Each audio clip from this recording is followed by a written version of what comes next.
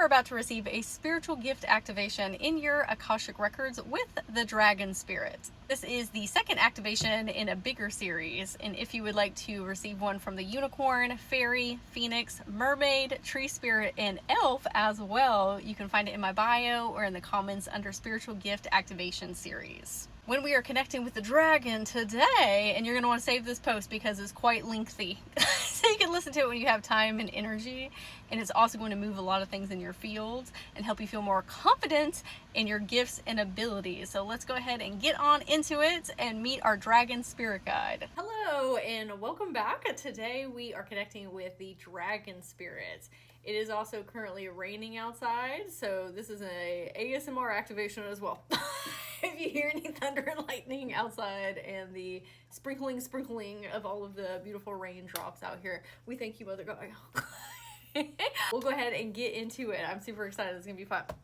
When I went into your energy field, I saw a tree, and it was flourishing. Okay, there was a lot of leaves on it. It was thriving, and this dragon popped their head out from within the tree. Now, the type of tree is a gooseberry.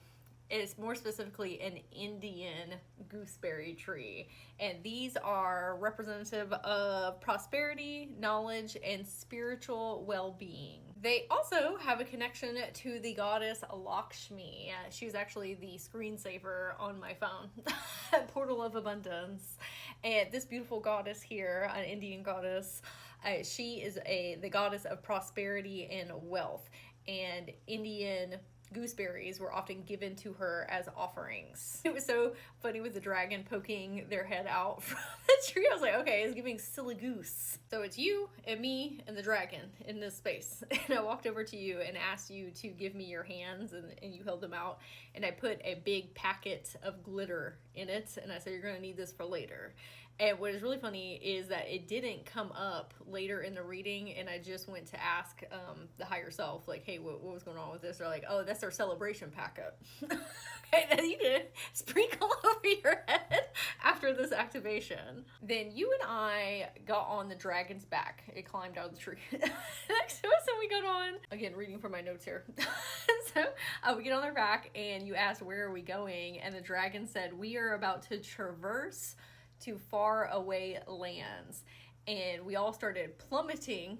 I thought we were going to go up in the sky, but in fact not. We started plummeting into the Earth's crystalline core. So imagine the Earth is a solid sphere. However, it turned into its energetic form. You can find some pictures online of the crystalline core of the Earth, and it looks like the Earth but made of crystal lines. Oh, I'm gonna try and find a picture. Hold on. For my visual girlies.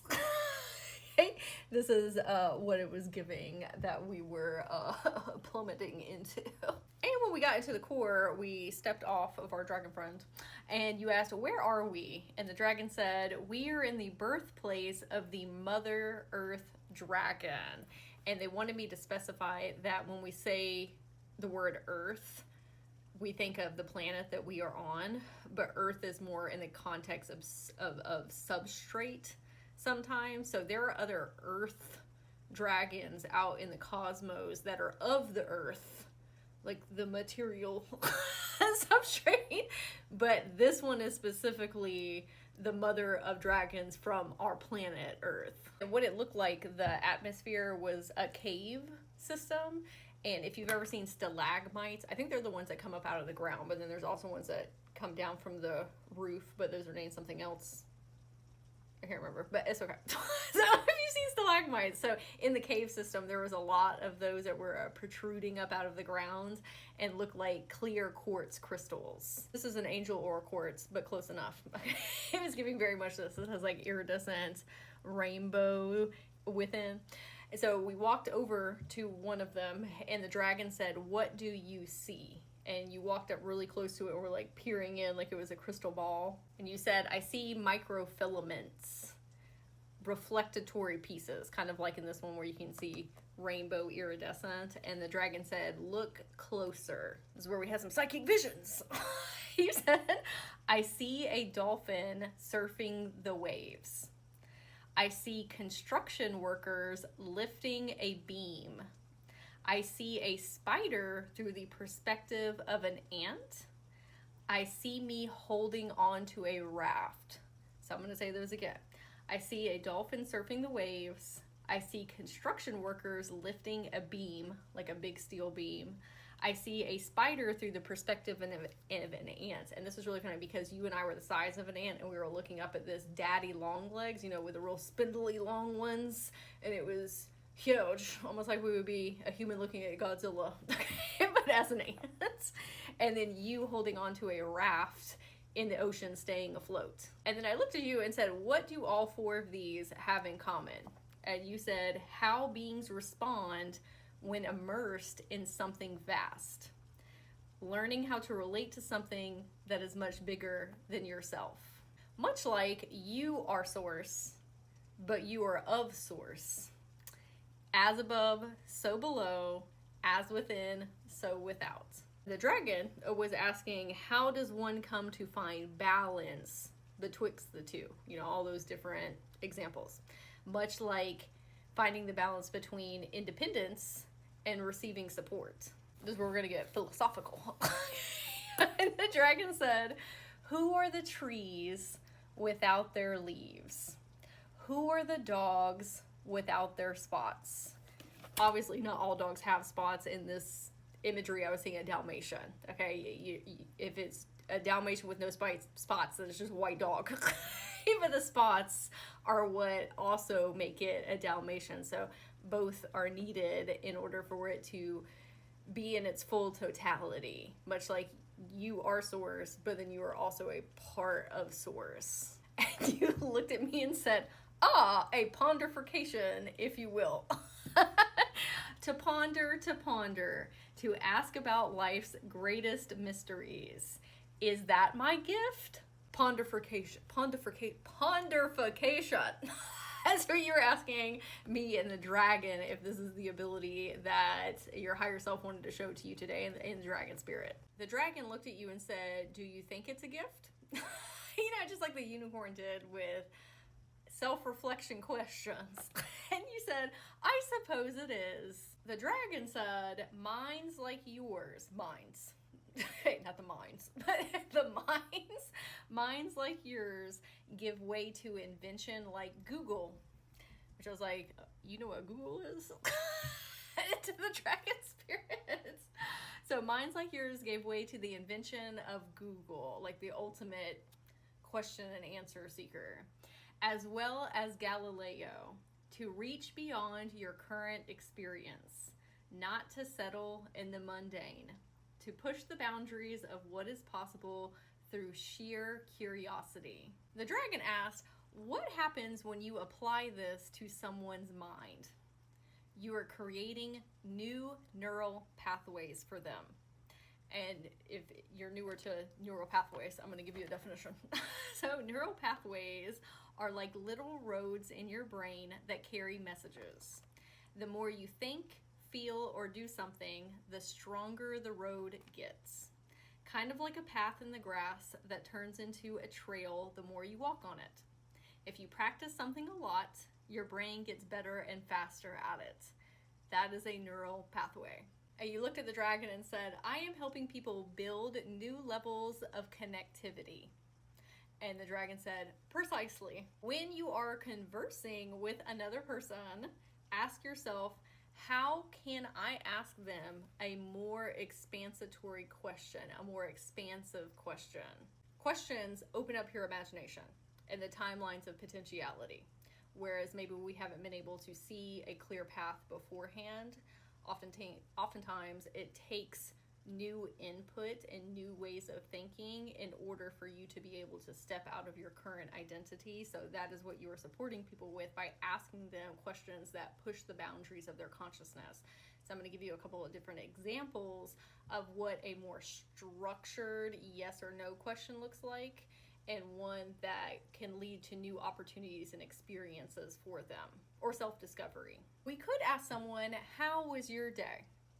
Perfectly fine. Okay. And that's not necessarily a yes or no question, but it's just very matter of fact, and it's something that they're asked all the time, so they don't really give always a truthful answer. It's kind of like one of those throwaway questions. I'm not saying it's not beneficial to ask people that, obviously, but it's kind of like when you're like, oh, how are you doing? And somebody's like, I'm good. It's just, it is subconscious groove that everybody gets in. So instead of asking, how was your day? We could ask something like, what was the most fun moment of your day? Then we could ask somebody, are you proud of yourself? That's a very yes and no. Or we could ask them, what have you done to celebrate yourself recently? Another, have you been sleeping okay? Instead, we could say, what does rest and relaxation look like for you? Do you have anything exciting coming up? Instead, we can ask, what is something coming up that feels like a fresh start or a new chapter? What all of these questions have in common is they are redirecting timeline potentialities by focusing on a grander perspective of self and reality. And the dragon said, when they go to make their own life choices, outside of the conversation they're having with you, with just being asked those expansatory questions, okay, when they go to make their own life decisions, they will begin to ask themselves questions like these, which teaches them to look through the lens of their higher self. And you said, I didn't realize I was doing this. And the dragon said, it is a skill that one naturally possesses, or chooses to activate within themselves. You have lived enough lives to understand how truly valuable this gift is. The dragon went on to say, society does not always honor this gift. They feel it is an intrusion or a personal attack. Is that the intention that you hold? To attack them, okay, or be intrusive? And you said, no, I want them to grow. And the dragon said, then grow they shall. It takes a courageous soul to stick to their soul mission, even in the face of adversity. People feeling like that you are personally attacking them by asking questions. Because when you find the diamond in the rough, that will be the person's greatest treasure. As when you find the diamond in the rough, that will be the person's greatest treasure. That's an Aladdin reference, if that is a synchronicity for you. And what they were saying is not everybody is going to receive your questions in the best manner. That doesn't mean that you're wrong for asking them, however. You have a soul mission, again, to push the boundaries of people's consciousness. And some people are a little bit more self-aware depending on what chapter they're in. You know, there's no level above or below. Everybody's going at their own pace, but sometimes it takes somebody to kind of push them a little bit into that next stage of themselves. And the dragon wanted to give a play-by-play scenario of what happens when you come in contact with someone like this who wants to receive your questions. What they are thinking about you is, I see what you are doing for me, and I am eternally grateful. The dragon said, you are waking up minds of curiosity, just as someone did for Nikola Tesla. And now we are all able to benefit from the person who inspired him. That person or persons had the courage to ask him questions, to spark that curiosity so he would go out and become himself. Okay, and remember who he is. But the dragon, which was really interesting insight, was saying there were multiples of persons who played that role in his life so that we could all benefit in the future. But they had to have the courage to keep on asking questions. And this is when you said to the dragon, I am a curiouser of the soul. It goes beyond pattern recognition or analyzing human behavior. I elevate people's consciousness through self-discovery. You are really good at pinpointing where people's neural pathways are meant to go next, via questions, via pushing the boundaries of their consciousness, via sparking their curiosity yet again. As we traverse through life, there are a lot of systems that work against us being imaginative and pondering and wondering and the what ifs and potentialities and innovation. Like, they want the gears to keep running as they have been because that serves a certain select few of people, and we don't have to get into all that. We don't even have to pay a lot of energy and attention to it, because we're focused on the timelines that we want to be in instead of everybody being open-minded. But just so we have the background energetics of why this is happening in the first place, and you are one of those persons that help people break out of those systems so they can go out and live their own authentic, passionate, creative lives, much like Nikola Tesla. So the development for this gift is simply asking more expansory questions, like taking a pause and a breath and saying, how can I elevate what I am about to ask them?